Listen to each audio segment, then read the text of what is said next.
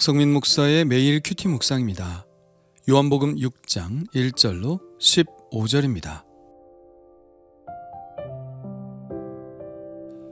그 후 예수께서 디베랴의 갈릴리 바다 건너편으로 가시매 큰 무리가 따르니 이는 병자들에게 행하시는 표적을 보았음이로라.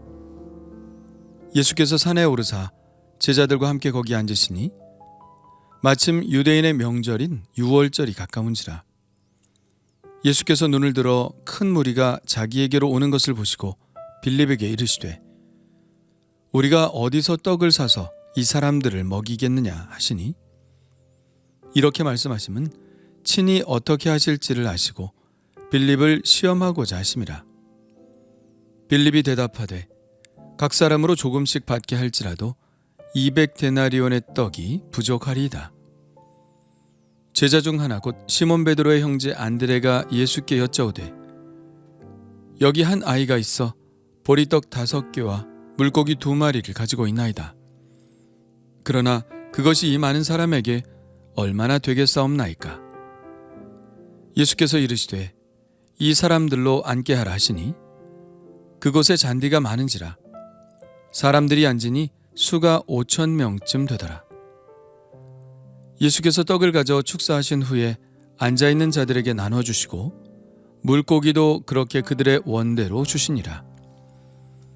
그들이 배부른 후에 예수께서 제자들에게 이르시되 남은 조각을 거두고 버리는 것이 없게 하라 하시므로 이에 거두니 보리떡 5개로 먹고 남은 조각이 12바구니에 찼더라. 그 사람들이 예수께서 행하신 이 표적을 보고 말하되 이는 참으로 세상에 오실 그 선지자라 하더라. 그러므로 예수께서 그들이 와서 자기를 억지로 붙들어 임금으로 삼으려는 줄 아시고 다시 혼자 산으로 떠나가시니라. 아멘. 예루살렘에서와는 달리 갈릴리에서 예수님의 인기는 날로 높아갔습니다. 큰 무리가 예수님을 따랐죠.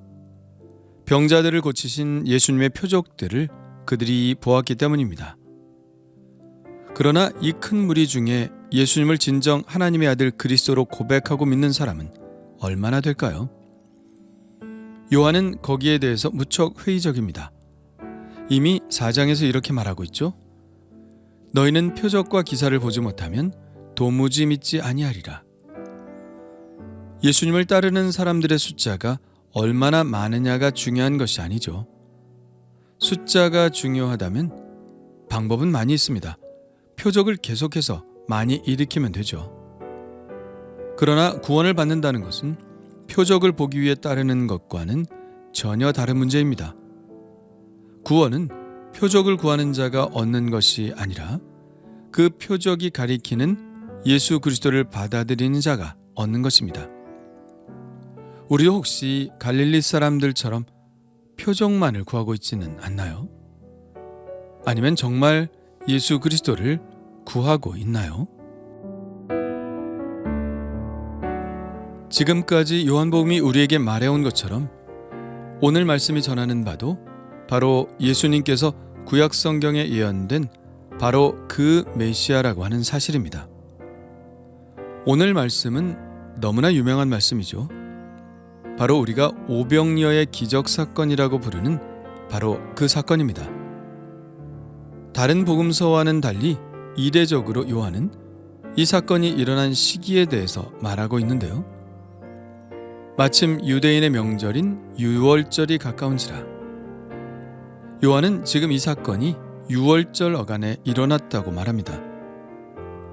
요한이 굳이 유월절을 언급한 것은 분명 이유가 있어 보입니다. 유월절이 연상시키는 장면들을 떠올리며 이 말씀을 읽어 내려가면 그 안에서 분명하게 각인되는 놀라운 메시지를 만날 수 있기 때문입니다. 유월절은 애굽에서의 마지막 밤에 일어난 사건을 기념하는 절기인데요. 유월절 하면 무엇이 연상되나요? 무교병과 어린 양과 또 그 피를 연상하게 합니다. 그리고 출애굽의 과정 속에서 그들이 광야에서 먹었던 만나도 연상하게 되죠. 그 이야기가 바로 이 오병이어의 이야기에 꼬리를 물고 전개됩니다. 요한이 이야기하고 싶은 것이 단지 예수님이 기적으로 5천 명을 먹이셨다는 단순한 이야기는 아니겠죠? 예, 그렇지 않습니다. 요한이 소개하고 있는 표적은 그야말로 표적일 뿐, 그 표적으로 드러내고자 하는 사실이야말로 정말 요한이 우리에게 전하고자 하는 메시지입니다. 이 오병이어의 기적 이야기는 하나의 촉발점일 뿐이죠. 요한은 이 사건을 유월절과 연결시키면서 예수님의 그리스도 되심을 보다 확실하게 증거하고 있습니다. 오병이어의 이야기는 6장 전체에 걸친 떡에 관한 예수님의 설교의 시작에 불과하죠. 그렇다면 이 오병이어의 기적이 왜 예수님이 하나님이심을 드러내는 사건인 것일까요? 유대인들이 가지고 있는 하나님에 대한 생각들 중 하나는 하나님은 먹이시는 분이라는 것입니다. 유대인들은 하나님을 떠올릴 때 양떼를 먹이시는 목자로서의 하나님을 떠올리죠. 다윗이 고백한 하나님이 바로 그 하나님 아닌가요? 여호와는 나의 목자시니 내게 부족함이 없으리로다. 그가 나를 푸른 풀밭에 누이시며 쉴만한 물가로 인도하시는도다. 내 영혼을 소생시키시고 주께서 내 원수의 목전에서 내게 상을 차려주시고 기름을 내 머리에 부으셨으니 내 잔이 넘치나이다. 예, 자비로 당신의 백성들을 먹이시는 하나님이 바로 유대인들이 생각하는 하나님이죠. 먹이시는 하나님의 모습은 구약성경 여러 곳에서 볼 수 있는데요. 우선 광야에서 아무것도 먹을 것이 없을 때 하늘에서 만나를 내려주신 하나님의 모습입니다. 너를 낮추시며 너를 줄이게 하시며 또 너도 알지 못하던 만나를 내게 먹이신 것은 사람이 떡으로만 사는 것이 아니요 여호와의 입에서 나오는 모든 말씀으로 사는 줄을 내가 알게 하려 하심이니라. 우리가 살아가는 동력은 떡이 아니라 그 떡을 주시는 하나님이시라는 것이죠. 사람들은 이 오병이어의 표적을 통하여 떡이 아니라 이 떡을 주시는 분이 누구이신지를 알아보아야 했죠.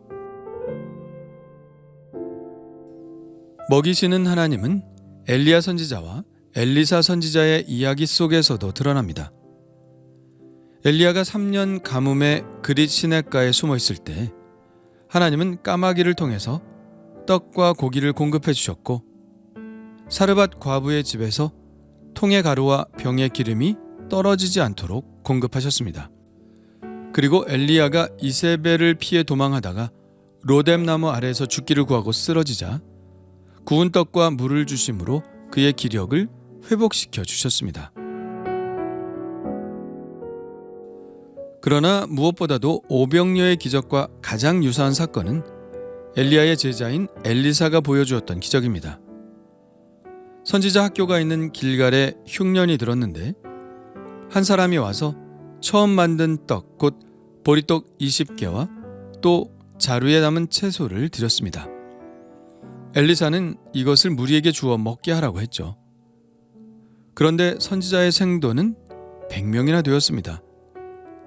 엘리사의 사환이 불가능하다고 하자 엘리사는 무리에게 나누어 주라고 재차 말하죠. 하나님께서 먹고 남을 것이라고 말씀하셨다고 하면서요. 그랬더니 하나님의 말씀대로 먹고 남았습니다. 예, 이처럼 하나님은 당신의 백성들을 먹이시는 분으로 구약성경에 나타나고 있죠. 그리고 그 당시 유대인들 사이에서는 메시아가 오면 광야에서 일어났던 만나의 기적이 다시 일어날 것이라는 기대들이 팽배해 있었습니다. 그런 생각을 가지고 있었던 그들에게 이 오병이어의 기적은 어떤 의미를 지닐까요? 당연히 예수님은 이스라엘의 줄임배를 채우시는 분, 광야에서 만나를 공급하시는 하나님으로 여겨지지 않을까요? 예상대로 오병이어의 표적을 본 사람들은 이렇게 서로 고백하죠. 그 사람들이 예수께서 행하신 이 표적을 보고 말하되 이는 참으로 세상에 오실 그 선지자라 하더라. 여기서 그 선지자가 누구를 말하는지는 알겠죠? 바리새인들이 세례 요한에게 물었던 바로 그 선지자입니다.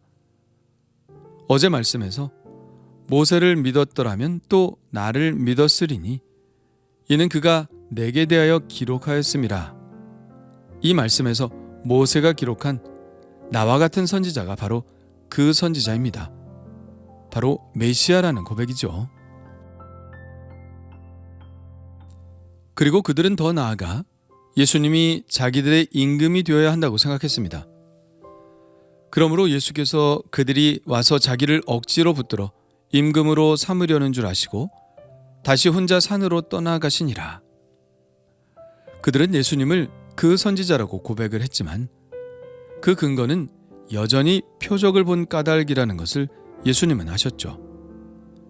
그래서 예수님은 예루살렘에서처럼 자신을 그들에게 의탁하지 않으셨습니다.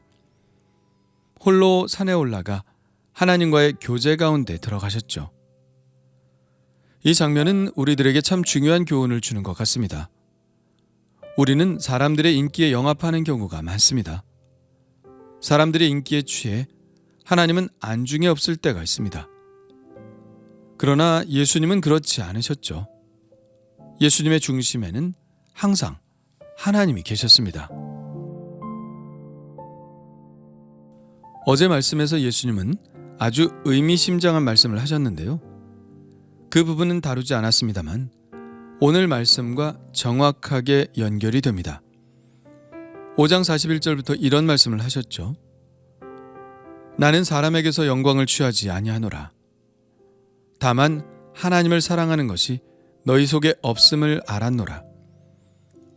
나는 내 아버지의 이름으로 왔음에 너희가 영접하지 아니하나? 만일 다른 사람이 자기 이름으로 오면 영접하리라. 너희가 서로 영광을 취하고 유일하신 하나님께로부터 오는 영광은 구하지 아니하니 어찌 나를 믿을 수 있느냐? 결국 그들이 예수님을 영접하지 않는 이유는 서로의 영광을 구하느라 하나님을 볼 여유가 없기 때문입니다. 그러나 예수님은 전혀 다른 모습을 오늘 보여주고 계시죠.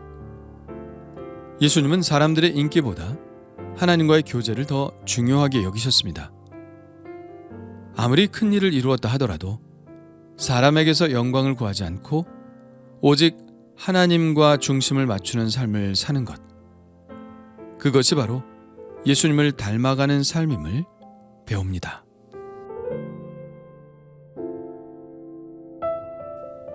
주님 감사합니다. 하나님은 우리를 위해 공급하시는 분임을 믿습니다. 지금까지 공급하여 주시고 앞으로도 나의 삶의 공급자가 되실 줄 믿습니다. 떡을 바라보는 삶을 살지 않게 하시고 떡을 주시는 하나님, 모든 것을 넉넉히 채우시는 하나님을 바라보고 하나님의 말씀으로 사는 자가 되게 하여 주옵소서. 또한 주님처럼 하나님과 늘 교제하기를 원합니다. 아버지가 내 안에, 내가 아버지 안에 있는 것 같이 저들도 우리 안에 있게 하옵소서라고 기도하신 예수님의 기도처럼 삼위일체 하나님의 그 완전한 사랑의 교제 안에 살게 하옵소서. 예수님의 이름으로 기도합니다.